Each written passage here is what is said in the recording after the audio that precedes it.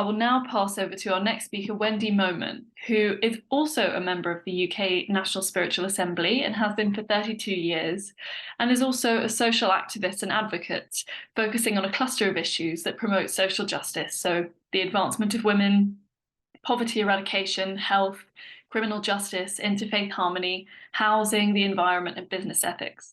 She is the Treasurer Trustee of the National Alliance of Women's Organisations, a Trustee and Secretary of Widows' Rights International, and an Executive Board Member of the UK Civil Society Women's Alliance. She's speaking today on the maturing role of Bahá'í institutions based on her own experience serving as a long-time member on one of those institutions, the National Spiritual Assembly. So, Wendi, thank you so much for joining us, and over to you. Thanks so much, Malin, and thanks to all the other speakers who've come before.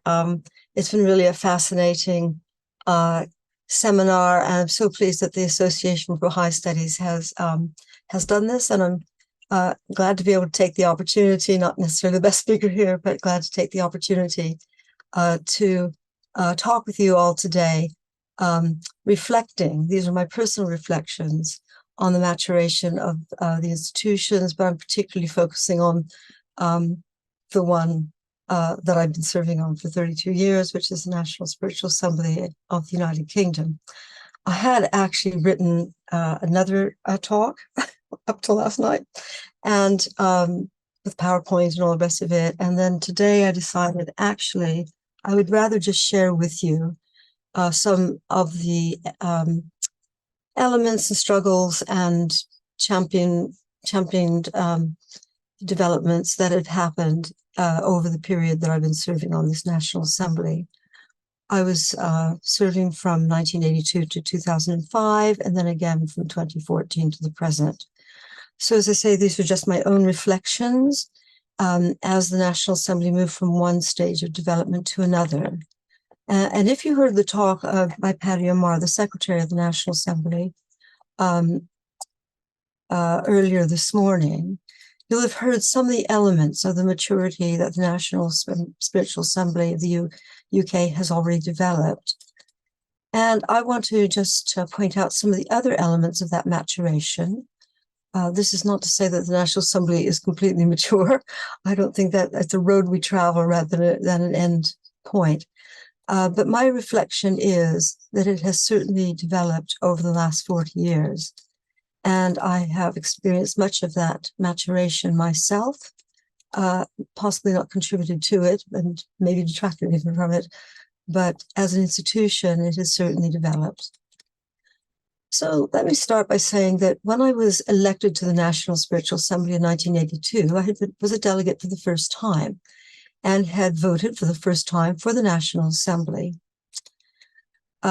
Later, during the convention, I had raised the issue of the Baha'i Publishing Trust, which was a difficult issue for the convention to consult upon. I can't remember exactly why, for some reason. At the lunch break, then, after that consultation, the chairman of the convention came up to me in the hallway and said, "John's off, you're on." And this was my notification that I've been elected to the National Spiritual Assembly. I was a bit frightened by all this because I had actually raised this contentious issue of the Baha'i Publishing Trust, and I thought that the chairman was going to tell me off about this. So I wasn't at all prepared for this announcement and burst into tears. And the chairman turned over to my husband, who was just across the hallway, and said, "Your wife's just been elected to the National Assembly, you better deal with her." So this was my introduction to service on an institution on which I have spent nearly half my adult life. One element of the maturity of the National Spiritual Assembly is that it doesn't do that anymore to its new members. When I was elected, I was the third member on the institute, the third woman on the institution. There had in the past been more members who were women, but largely over the long period of time, there had just been one, Betty Reed, and then two, and then three. And for much of the time that I've served there, there have only been 2 or 3 women serving. For a brief time, when I was re-elected in 2014, there were 5 women, but they were taken off to become auxiliary board members. And today, we just have 3 women again on the National Assembly.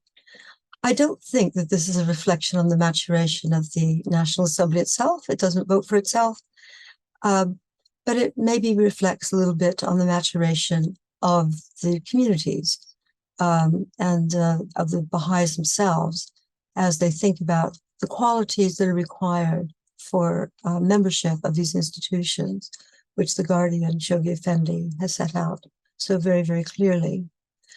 There also hasn't been much other diversity on the National Spiritual Assembly in my time, and that perhaps is something else that as a national community we also need to think about. So I came on to the National Assembly after 7 years of service on what was then the National Teaching Committee. So I wasn't completely unaware of how institutions are meant to conduct themselves. But what I discovered was that the National Assembly was so much more organized in its approach to consultation and was in some senses more formal, as people raised their hands when they wanted to speak and they were put on a list. Whereas at the National Teaching Committee, we just talked together more or less as a set of friends. I had to get used to this. Actually, I'm not sure that I've actually quite got used to this even now. Patty mentioned the love that exists among the members of the National Assembly. And such was that love and joy and joking that the interruptions to the consultation by members was not all that infrequent, such that one member asked the chair, "Are you taking these interruptions in order, sir?"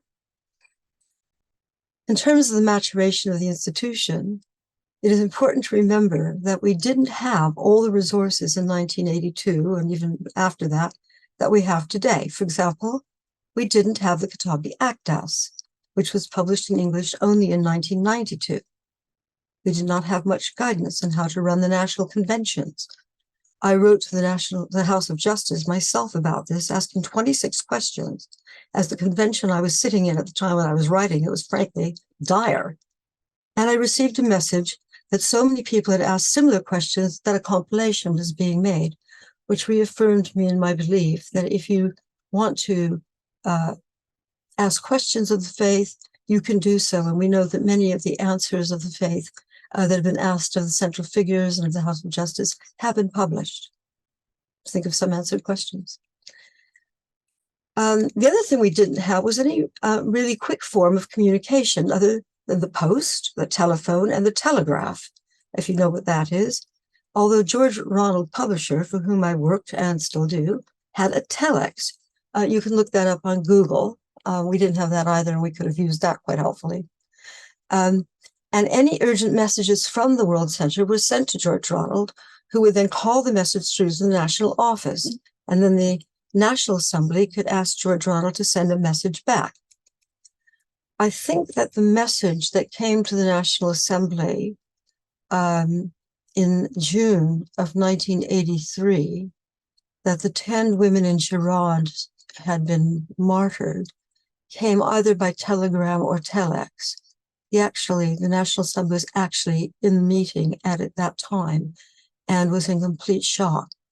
And it then had to abandon its agenda to do what the House asked, which was to contact parliamentarians and so forth, which again was a maturing aspect of the National Assembly during this period and of the Baha'i community in learning how to engage with parliamentarians and to talk to government ministers about the situation of the Baha'is in Iran, and also to learn how members of parliament and members of the House of Lords stood up for the Baha'i community in Iran and enabled our National Assembly to be an effective tool in at least limiting the damage that was being done to the Baha'i community by the new revolutionary government. Quite a bit of the work of the National Assembly in those years was also devoted for arranging for the influx of Iranian Baha'is who came as refugees in a time before the House of Justice asked them not to leave Iran. Somebody mentioned that there were hundreds. Actually, I think the number of people who came from Iran during that period was in the region of 2,000. And not all of them stayed in the UK, but they certainly increased the number of Baha'is in the country and brought with them not only their sorrows and tragedies, but also their knowledge, and enabled many Baha'i communities to grow and develop and even form local assemblies.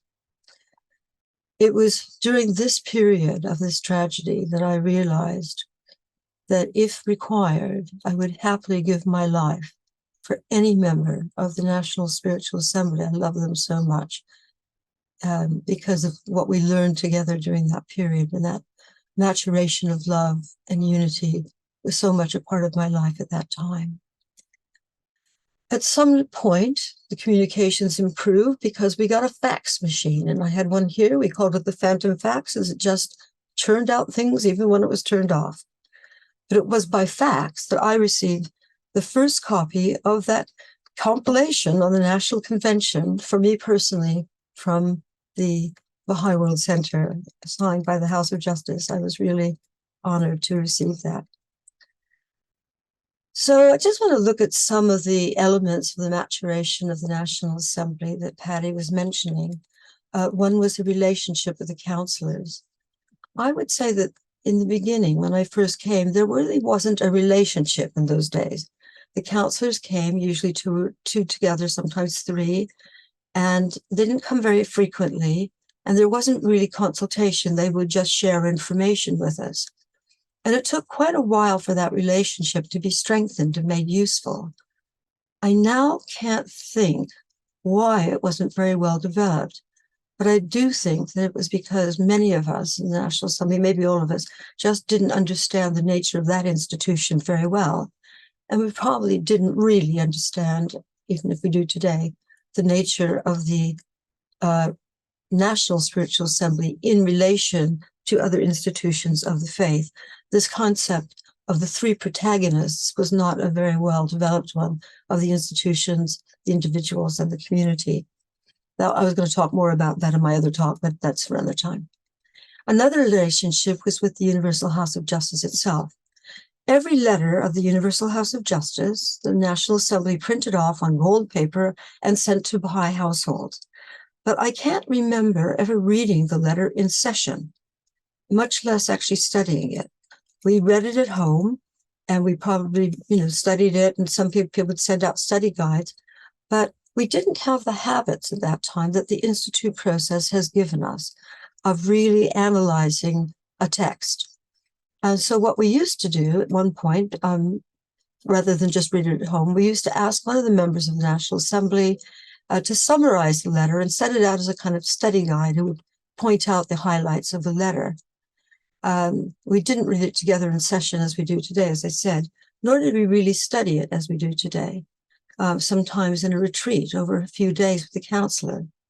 And these days, and again, another maturation, we not only study the letters all the time, especially these large ones, like the 30th of December 2021 letter, which set out the whole of the 9-year plan and really the 25-year cycle, which we read in sections at every meeting of the National Spiritual Assembly, and study and spend some 2 or 3 hours discussing at every meeting. And it really guides the agenda of the National Assembly. The National Assembly's agenda is arranged around the elements of the plan as set out in that letter. And it's been a giant step forward in the maturation of the National Assembly and of its members. So another development is minute taking and reading. I know these sound kind of practical things, but actually they're quite significant for us. When I first came onto the National Assembly, we had no system of being able to retrieve minutes from the National Assembly. So the more senior members of the National Assembly would say in a consultation, well, we already have a decision around that. But there wasn't a way to actually demonstrate that. And we had to always rely on their memory, which wasn't always accurate, of what a decision had been. I, being a person working on an index, my husband's own book, I made an index of all the minutes of the National Assembly going back to the 1940s, and I put them on a card file, which we used for years to try to find it. Actually, when I say used it, because it was there, those comments never happened again because now we could look them up. And so it wasn't just the memory, but we could look things up. And eventually we realized that old minutes don't necessarily direct new directions for the institution. The minutes were taken in longhand, and then they were typed up and cut and pasted. Actually, I had worked for the National Assembly for a short time as the secretary to the Secretary of the National Assembly, and that was one of my jobs, was to type up the handwritten minutes, then cut and paste them onto another sheet, which then became the minutes of the National Assembly. At the meeting of the National Assembly, we received the minutes of the last meeting, not before, and spent quite a lot of time correcting them before we could get on with the rest of the agenda. Needless to say, we were literally years behind on our agenda. Today, the minutes are taken by one of our members in session. Electronically, they appear on a screen, and we correct them and finesse them as we go along. And therefore, and we have the minutes almost instantaneously when we come back from the meeting, or even while we're traveling, and we can look at the minutes again, and they are instantly available to us. The other thing we used to do at the National Assembly meeting, which took a lot of time, was we read the minutes of every local spiritual assembly, divided up among ourselves at every NSA meeting. And this too was eventually abandoned not long after my election to the National Assembly, possibly because I just couldn't understand the purpose of it. I kept saying, why are we doing that? So it was considered to be unsustainable. A word we didn't actually know, but I now see that's what it was.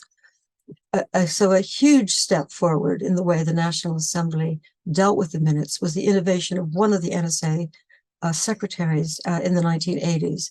He worked in the emerging personal computer industry, and he really understood how data processing and retrieval worked. He developed what we call the SR system, the Secretary Report System for the minutes. And any of you who receive letters from the National Assembly will have a little badge on it. You can see them, and sometimes when you have a general letter of the National Assembly, it goes out, a whole system of flagging up with a unique number each item that comes to the National Spiritual Assembly for consultation, and even those that don't. So instead of having the minutes numbered numerically, just in the order in which they appeared on the agenda, each piece of information coming onto the agenda now has a unique SR number based on the Bahá'í year. And when the minute is written, that SR number is also included as part of that minute. This has helped us not only to find each item later, but also to designate each agenda item as whether it requires further consultation, FCR, further consultation required, NRA, note and recommend approve a decision that has perhaps been taken by the emergency team, or N, note, just something that we will have as a decision, but it's not going to be consulted about at the National Assembly meeting. And this has helped hugely in planning the agenda of the National Assembly and timekeeping on the National Assembly for its meetings. And I know the National Assembly's own program of helping local spiritual assembly officers has introduced this idea as well to them, as it's a very useful way of not only keeping the minutes, but enabling the National Assembly and assemblies to keep track of the minutes and decisions that they've made and how they are linked to further decisions that need to be made later on. The next thing I wanted to talk about was the plans of the Universal House of Justice. In each of these plans, the House of Justice has set goals for the maturation of national spiritual assemblies and other institutions. We didn't perhaps realize this, but looking back, we realize that that's exactly what's happened among many of the other goals of pioneering numbers of assemblies and developmental purposes for the growth of the community. So just as the process of operationalizing each plan required new capacities of the institutions and their members, it also required these new capacities to be developed in individuals. And each plan was actually a stretch, very challenging, requiring lots of consultation on new areas of endeavor, the expansion of the thinking around planning and budgeting, developing the skills of the National Assembly in decentralization, in developing its own agencies. Now, the UK National Assembly had a lot of experience of previous plans based on the 6-year plan, which was really amazing. You can read about it in the book that is recently just coming out on the Bahá'í communities of the British Isles, coming out shortly, that Rob mentioned. But the 6-year plan of the 1940s, we had to draw on, as well as the 2-year plan of the Africa campaign of 1950 to 52, and of course the 10-year crusade and the first 9-year plan. We had that, but actually these new plans seemed to go in a very different direction. Not the energy, not the detail, but now we were not just spreading the Baha'i faith, we were actually developing the capacities. And I remember one particular member of the International Teaching Center coming to the National Assembly, as they did from time to time, and said, the spread of the faith is already done. We are in every country. Now we have to deepen not only the faith in our own countries into the grassroots, but we also need to develop the ways in which we reach further and further, more and more people, not just spread the faith around.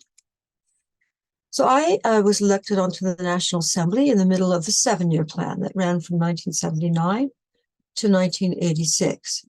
And just as that plan was beginning in 79, we had the Iranian Revolution. At my first international convention, at which the House of Justice is elected every 5 years, that was in 1983, which marked the midpoint of that plan. And actually, the House of Justice provided, I don't know if anybody's going to see this, I don't have time to put in a PowerPoint, provided a document about the 7-year plan to all the members of the, can you see that, John? Oh, he's there. Yeah. And in that document, they outlined all of the nature of that plan and the goals that had been achieved by that time. Incidentally, I had written in that all the names of all the, probably can't see that either, all the names of the National Assemblies that voted and how many people there were from each National Assembly. And quite a few had none, because they were prevented from coming.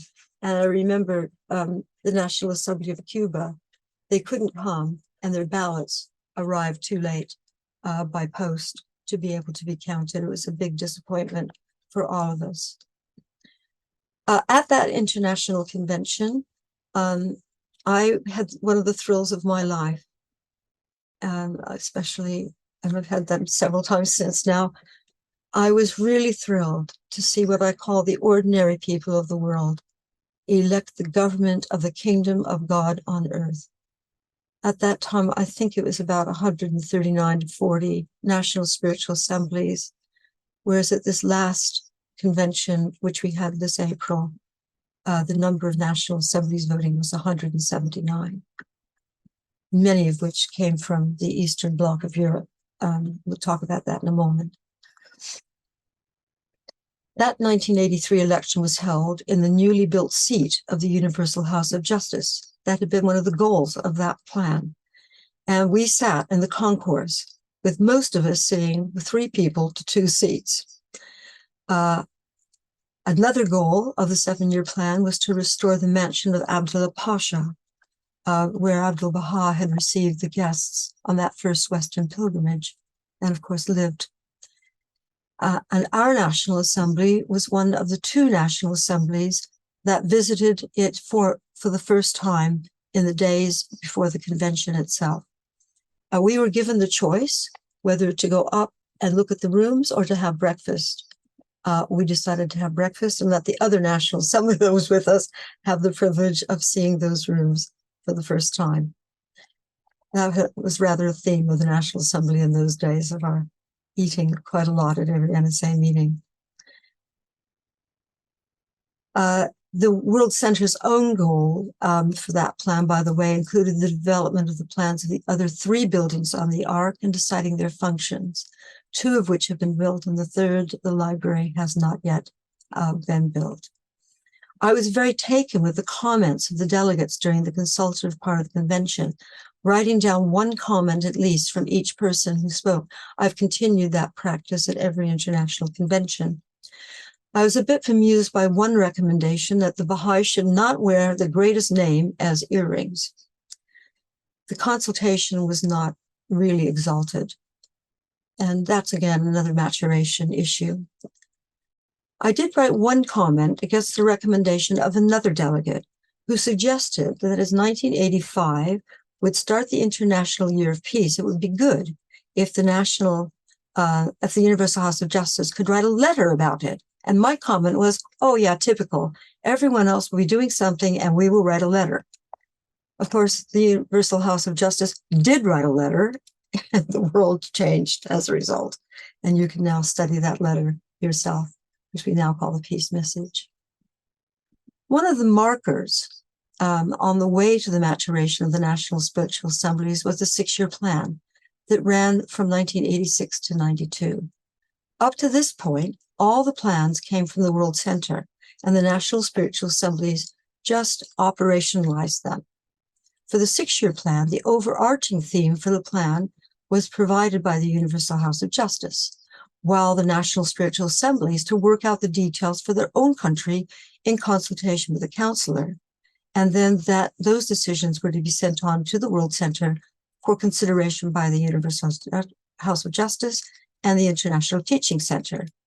The overarching objectives for that plan included carrying the healing message of Baha'u'llah to the generality of mankind, greater involvement of the faith in the life of human society, greater attention to universal participation, the pursuit of projects of social and economic development in well-established Baha'i communities. One of the specific goals set by the National Assembly in its list of 85 pages of specific goals for the UK, here is that little booklet, if you can see that.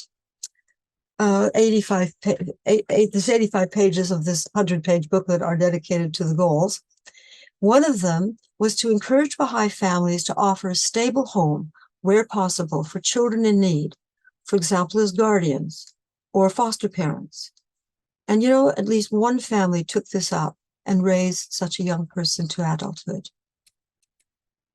One of the things that happened during this plan was the fall of the Berlin Wall and the ability to teach the faith more consistently in the eastern part of the continent was advanced.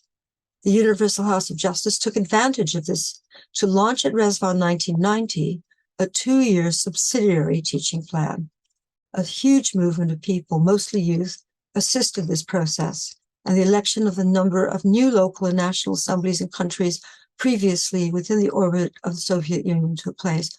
Mujan and I also were part of a team that went on a train across Siberia from Moscow to Ulaanbaatar in Mongolia and back, teaching on the train as part of that teaching effort.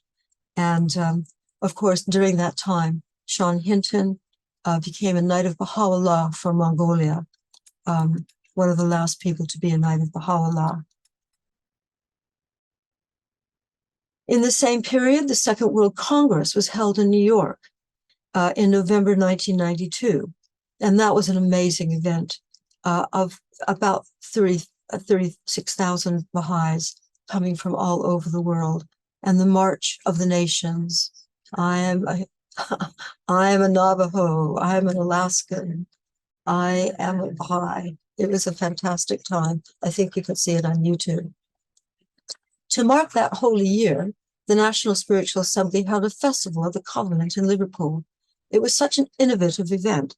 It involved a wonderful experience of different rooms, including the Sia Chal, the Rezvan Garden, complete with the blue and white benches and a working fountain, which you traveled through, and also a replica of Baha'u'llah's room at Bahá'í. The Baha'i Training Center at Bicester actually has those benches that were made for that at the Rezvan Garden exhibition. If you want to see them, you can sit on them. The replicas, I just want to remember that. The 3-year plan that followed created the goal of establishing permanent teaching institutes that would carry us into the next century. And then came the 4-year plan, and the whole world changed. The plan had a single aim, a significant advance in the process of entry by troops. The House of Justice wrote separate letters to each continent, never done that before, setting out the particular focus for each continent. The European letter contained this advice: confidence, unity of vision, systematic, realistic, but audacious planning, acceptance of the fact that mistakes will be made, and willingness to learn from these mistakes, and above all, reliance on the guidance and sustaining confirmations of Baha'u'llah will advance this process. Well, I think we may have actually overlooked the significance of this statement initially. Each one of those elements became something that the National Assembly had to learn more about, relying on guidance, being systematic, having unity of vision, having confidence, accepting that mistakes will happen, and willingness to learn. And then having the sustaining confirmations of Baha'u'llah. These are things the National Assembly had to learn, and advanced our learning hugely and our maturation. There was also one other big innovation in this plan, which, again, our National Assembly sort of missed out when it read the plan. When we were meeting at that time, it was with an auxiliary board member, I think, maybe a counselor, on the vital need for institutes to train believers and develop human resources, that statement. We just didn't understand what that meant. And it wasn't a concept that any of us understood. And we had been very vigorous in our setting up of the teaching institutes, and they had wonderful names around the names of some of the prominent members of the community, like Esselmont and so forth, these training institutes. And we just didn't understand the difference between a training institute and a teaching institute. It just wasn't clear to many of us, and we did struggle to understand what was required. Our counselor met very frequently with the National Assembly trying to explain things, but as I said, it was a very hard thing for us to really grasp, especially as we didn't have anything in the institute at that time. We didn't have anything with it. There was nothing to go with it, just one book, which we didn't understand was even part of it. But gradually, during this difficult period, emerged the institute process, with the first tranche of people being invited to go to Liverpool for 9 days to study the Ruhi Book 1. And in the first years, only a handful of people actually went through that first book. You remember, you might have been one of them. You went through it several times because it was the only one that we actually had. But gradually, more books were added. We became a little bit more systematic in our process. We still didn't really have an institute board, although we did have a board of sorts.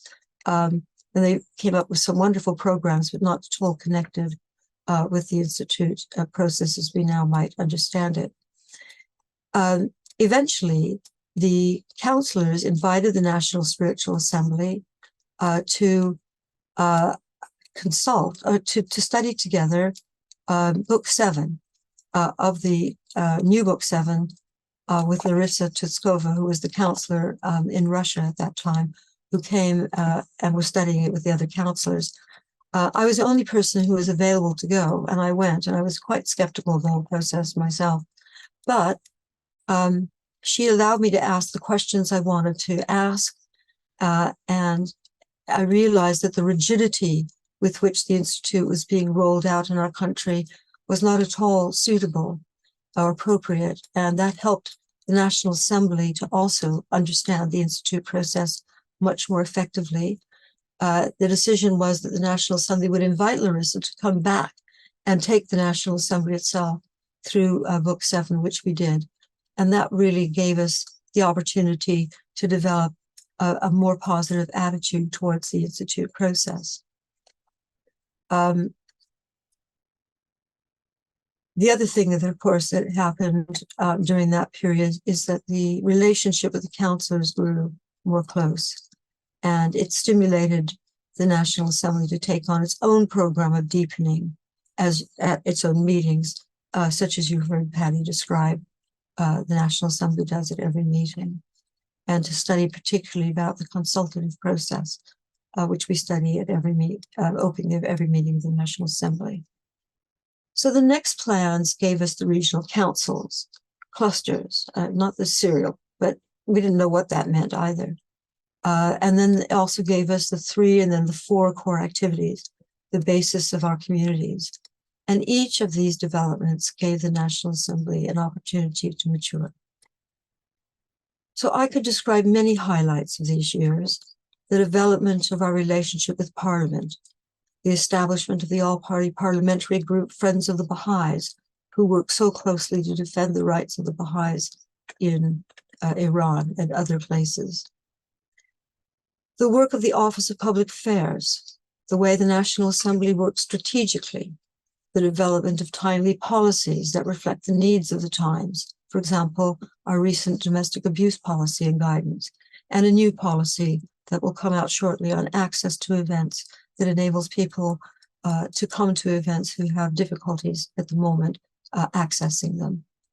The development of hospital chaplaincy, the big youth conferences that we've just held, the decentralization of the administration of the faith, the development of regional Baha'i councils who are responsible for many aspects of the plans for teaching and growth of the faith, the development of the training institute boards, and the purchase of our first Baha'i training center, and the reestablishment of the Association for Baha'i Studies, to name just a few of the highlights. And of course, we are currently embarked on a search for land in the London area for our national house of worship. So today, the national spiritual assemblies around the world are learning new skills in administration, finance, fund education, properties, and the development of the youth movement. And now we are all embarked on a 25-year cycle of plans, on the conclusion of which the Universal House of Justice says the Baha'i community will need to have acquired capacities that can scarcely be glimpsed at present. So this is the challenge we all face. No doubt the National Assembly will continue to mature and grow, and I will still be happy to give my life for each of its members. Thanks very much.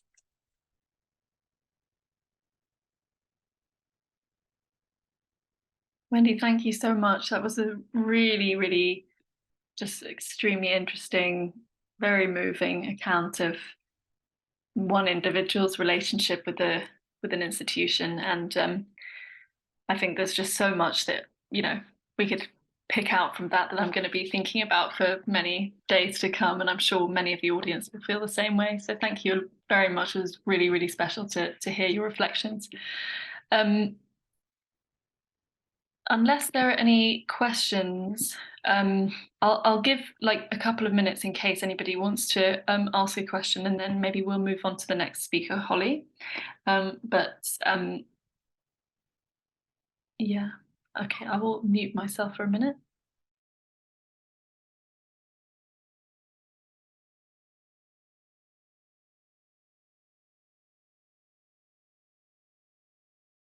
Okay, we have an anonymous question, which is, what changes have you seen in the culture of the Baha'i community in the UK? So I suppose asking about the community as a whole rather than just the National Assembly.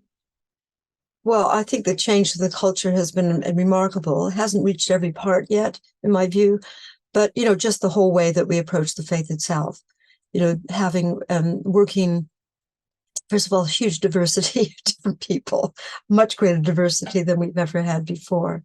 The whole culture of, people giving great talks like we are now, and then, studying together, working together, collaborating together. All of those things have changed. The whole cycles of having the 4 core activities embedded into the community, hard to get some of those going. Just even the concept of devotional meetings and raising that, the devotional character of a neighborhood, even the concept of neighborhoods has changed things. And also, I think we're much more, although we work in clusters, in some ways we have a much more united vision. In many ways, we have a much more united vision. And we have the system of what we're on right now, Zoom, there's many more meetings that the Baha'is can have. Every 5 minutes, we can have another Zoom meeting. So that's changed the culture of planning as well. We can do things that we couldn't, had to travel all the way down to London or across town or whatever, across the country, to make a short decision. And now, we have these methods. So there's been a lot of that. But also, I think there has always been a high degree of unity and love within the Baha'i community. That's a hallmark of the British Baha'i community.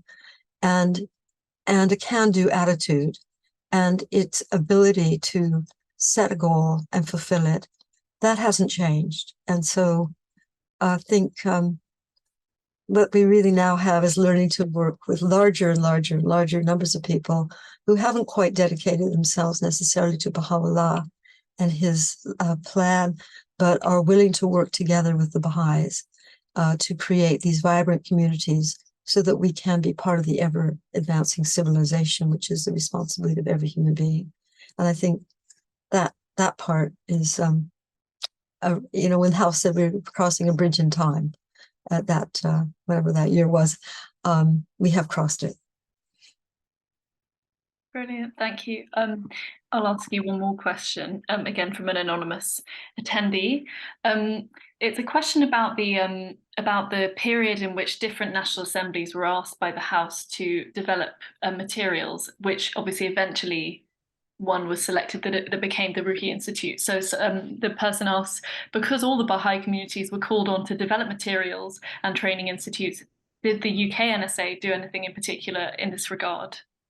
Well, we did, actually. We had a small team of people. We called them a teaching institute still at that time, because we didn't really have this concept of training. That hadn't come about yet. So we were developing them, and we had some really interesting ones. One was called the Best 19-Day Feast Ever. It was just a program for development, and there were other ones similar to that.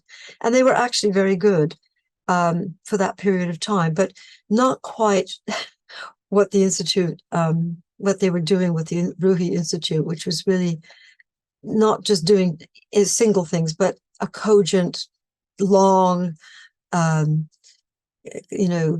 coordinated development step by step of the capacities of people, not just their ability to do a particular thing, but really to have an approach to how to do everything.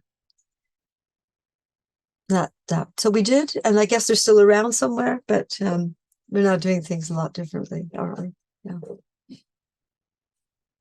Thank you so much, Wendi. That was really brilliant. Thank you.